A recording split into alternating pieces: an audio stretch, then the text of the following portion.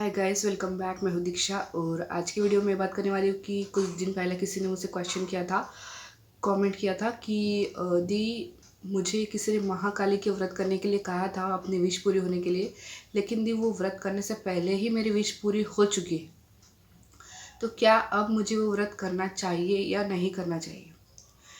ये स्टोरी मैं अपने पोस्ट भी कर दूँगी चैनल पे, तो आप लोग रीड कीजिएगा।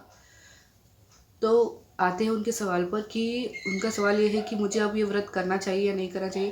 तो देखिए, क्या होता है कि अगर आप कोई चीज़ मान लेते हो और अगर वो भगवान से रिलेटेड होना, तो वो हमको पूरी करना ही चाहिए। यहाँ पर मैं केवल ये बात नहीं करूँगी कि विश से रिलेटेड। अगर आपने कभी कहा है कि आपको उस मंदिर जाना है, ठीक है, कोई भी मंदिर हो सकता है, दूर का होगा, पास का होगा, लेकिन आपने कभी बोला है या किसी के साथ जाना है या अकेले जाना है, उस मंदिर हमको जाना है। ऐसा ज़रूरी नहीं कि आप कोई मन्नत के लिए जा रहे हो, किसी विश के लिए जा रहे हो। ऐसे ही बस हाथ जोड़ने के लिए भी अगर आप जा रहे हो मंदिर, तो आपको जाना ही चाहिए। मेरा मानना तो ये है कि अगर हम मुंह से एक बार निकाल ले कि हमको भगवान के दर्शन करने वहाँ वहाँ कोई भी जगह हो सकती है, वहाँ पर हमको जाना है, तो फिर जाना चाहिए। ऐसा नहीं कि कैंसिल कर दिया। हाँ, अगर अभी टाइम नहीं है तो बाद में चले जाइएगा, जब टाइम मिलेगा तब चले जाइएगा। लेकिन भगवान से रिलेटेड कोई भी चीज़ आप कभी भी स्किप मत कीजिएगा, ठीक है? कभी भी स्किप मत कीजिएगा भगवान से रिलेटेड कोई भी चीज़ को।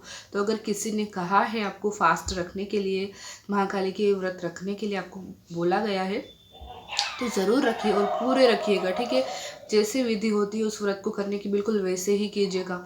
क्योंकि एक तरीके से क्या होगा कि आप व्रत करोगे तो एक तरीके से आप महाकाली को जो है धन्यवाद दोगे अपनी विश को पूरी होने के लिए, ठीक है?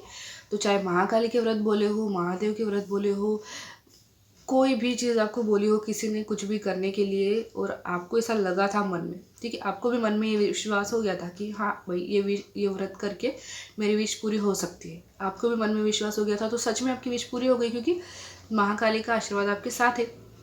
तो अब उन्होंने जब आपकी विश पूरी कर दी है, तो उनको थैंक यू के रूप में आप व्रत रख सकते हो उनके लिए, ठीक है, उनकी पूजा कर सकते हो। और जैसे कि मैंने बताया हुआ था, मैंने भी पशुपतिनाथ के व्रत किए थे मेरी विश मैनिफेस्ट होने के लिए। तो मंदिर जाकर भी मैंने कई बार महादेव के जो जो भी मंदिर में जानती हूँ, जाकर मैंने उनको थैंक यू सो मच कहा है, क्योंकि उन्होंने मेरी विश पूरी की है। तो आपको भी बिल्कुल थैंकफुल रहना चाहिए, ग्रेटफुल रहना चाहिए।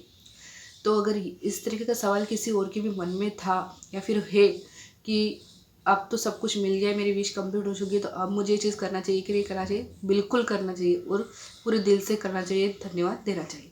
तो आई होप कि क्लियर हो चुका होगा। तो मिलेंगे अगले वीडियो में, तब तक के लिए अपना ध्यान रखिएगा। Bye bye.